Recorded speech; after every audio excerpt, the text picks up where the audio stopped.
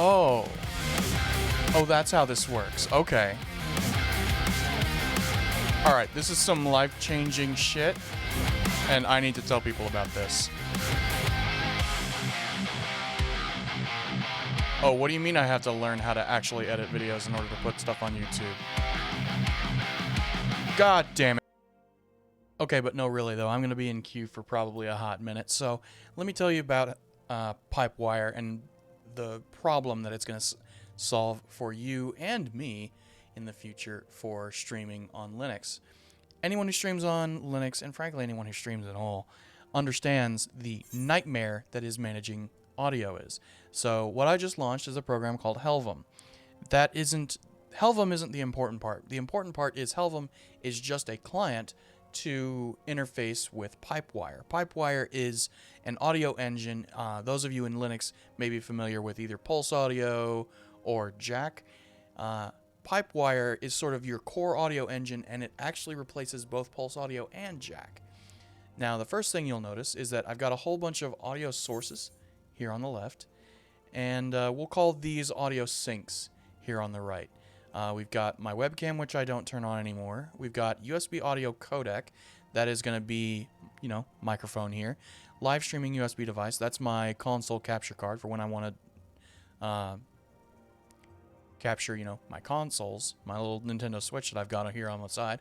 And then I have like 3 sources for Final Fantasy XIV.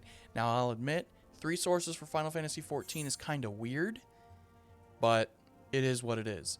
Now, the next thing you might notice is that I have 4 sinks for OBS, and I have 4 audio, what OBS would call audio sources.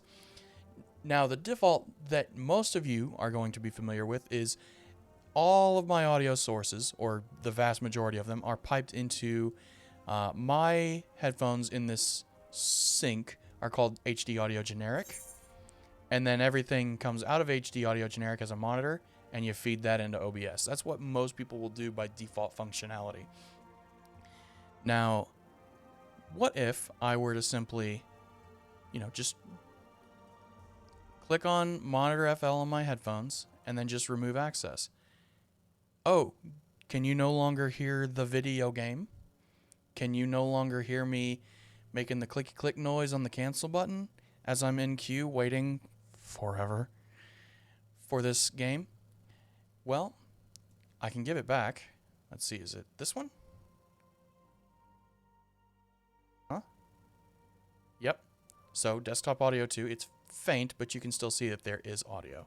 What if I turn up gain so that you guys can actually hear it? I'll turn off ducking and I'll turn on gain for just a moment.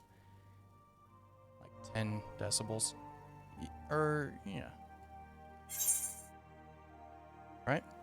So, that's kind of weird, right? Like, that's how most people do it. Well, how about I just take away, instead of routing all of my audio through that, I route the game both to my audio, but simultaneously, I also route it. No, not that one. I also route my game to OBS directly. And you'll see FF14 game, that's showing up. And, and that one too. And that. And that. And, that's interesting. Now you can kind of hear the game. And in fact, it's showing up as a separate source. How is that not awesome? Now,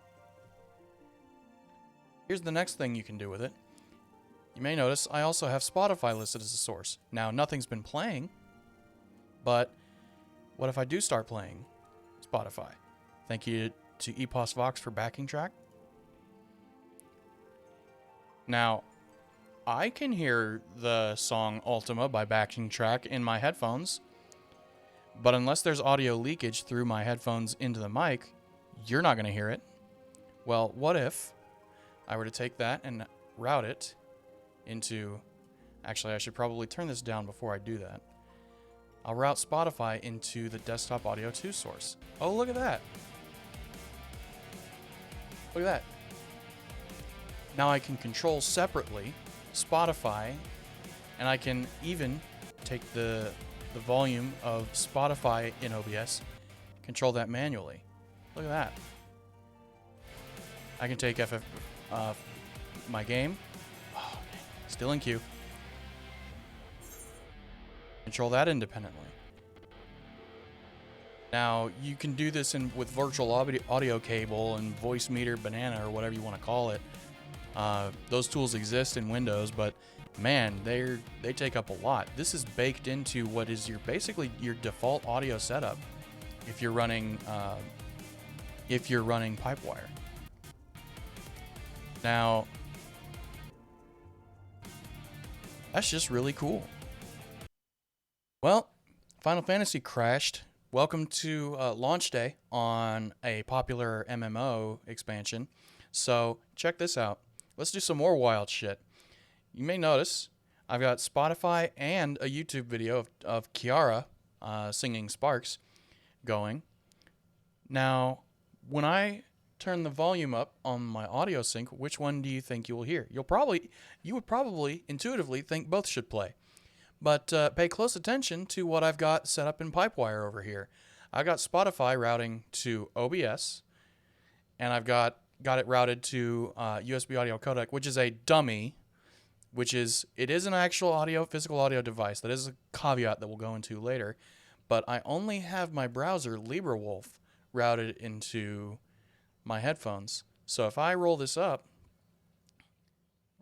turn up the volume, you'll hear Ultima by backing track, but you don't hear Takanashi Kiara talking about getting out of your own head and that you're going to be okay and taking steps and moving it.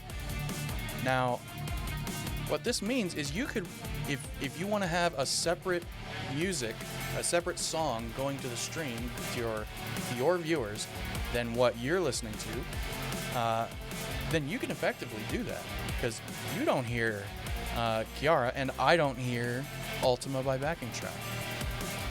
Once again, shout out to ePostvox. That way, you don't have to worry about DMCA, but maybe I don't have to worry about Kiara DMCAing me for listening to her song on stream and maybe kind of sort of making money off it. I don't know, whatever. But, I feel like listening to Sparks right now and not Ultima. But I can make you listen to Ultima while I listen to Sparks. That shit's wild. Now, there are some caveats that you do want to keep in mind. The first of which is all of your OBS syncs, when you open up Helvum and look through them, they're just going to be labeled OBS. So you kind of have to do a little bit of manual work to figure out what goes where. Luckily, by default, USB audio codec, which is my microphone and live streaming USB device, those were automatically propagated to these two channels, which are going to be, I believe that's going to be desktop audio 2. No. Let's see, is it unhide all? So voice mic is going to be my actual mic, which I renamed. Came in here, hit rename. Did all that fun stuff. Mic aux 2, I believe, is going to be the capture card. I haven't actually done any streaming on the Switch yet, so that'll be something I figure out later. But yeah, you have to keep in mind that all of these are just going to be called OBS, and you got to do some manual work to figure out what. I would very highly suggest some judicious use of renaming the sources inside of OBS. So you know which one goes where, even though you still have to figure out what's pointing to what manually within PipeWire. So the next thing you want to be aware of is that games may not necessarily route automatically. Let's move this window over here. Let's just launch Resident Evil 2 because Final Fantasy XIV is being a problem today. All right, launching Resident Evil 2. And it doesn't seem to really like, you'll notice RE2. Oh, only one audio source? Okay. Doesn't really seem to like routing into OBS automatically. So there's a little bit of automatic work, or there's a little bit of manual work that needs to be done. So I had to do that manually there. In fact, let me test that.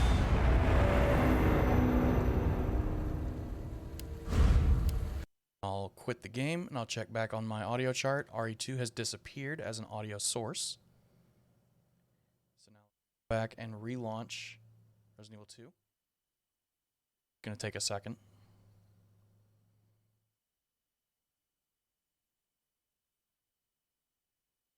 It's now launching. I come back and RE2 is routed to my headphones but is not routing to OBS. So there does need to be a little bit of manual work that you have to do in order to make sure that everything's working as intended.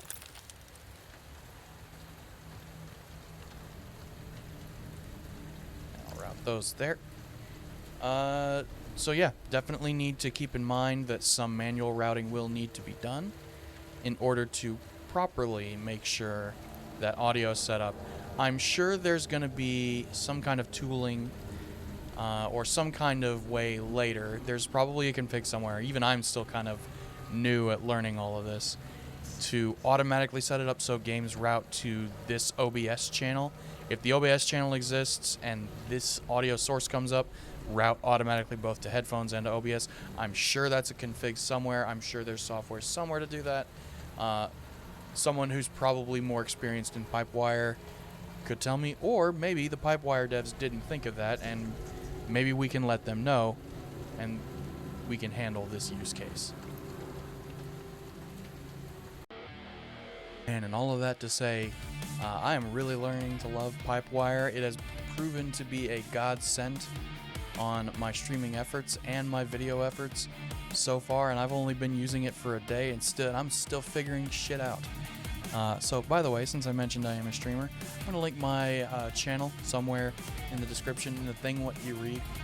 I will also show you all of, my weird social accounts, probably somewhere in the frame of this video, that you can click buttons. And if you would like to see more of this, I have 3 channels. I have a live channel, a gaming channel, and an engineering channel, by the way. Yeah, hey.